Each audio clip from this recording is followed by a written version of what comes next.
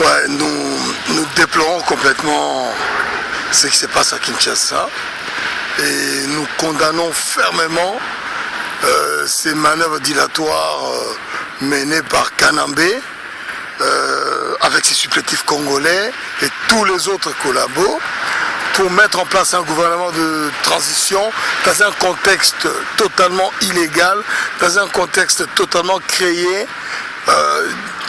par l'humain, c'est-à-dire pour servir un dessein ou des desseins pas très bien pour notre pays. Hippolyte Kanambe a un mandat qui se termine en 2016. Et donc au-delà de 2016, il n'a plus le droit de se présenter à la présidentielle de la République démocratique du Congo.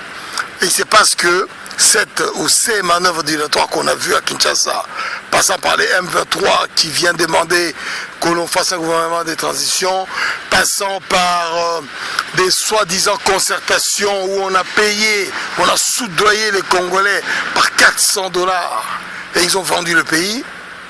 Et aujourd'hui on nous dit on fait un gouvernement de transition avec, je ne sais pas qui est le président, sinon c'est le même, et avec la société civile, qui elle aussi vient se vendre, simplement parce que tous ces gens-là essaient de trouver quelque chose pour leur poche.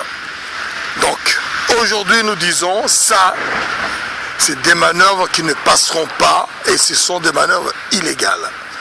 Deuxième chose, les Congolais ne vont pas être dupes. Le mandat de Kabila Kanambe finit le 19 décembre 2016. Et les élections de cette période-là, lui ne pourra pas se représenter. Voilà, nous sommes totalement contre et tous les supplétifs et collabos qui ont pris part à ces manœuvres dilatoires contre le Congo doivent savoir qu'un jour, il faut qu'ils soient capables d'assumer. Ce sont des vichistes. Il faut lire cette partie de l'histoire française des 40 à 45. Le Sako.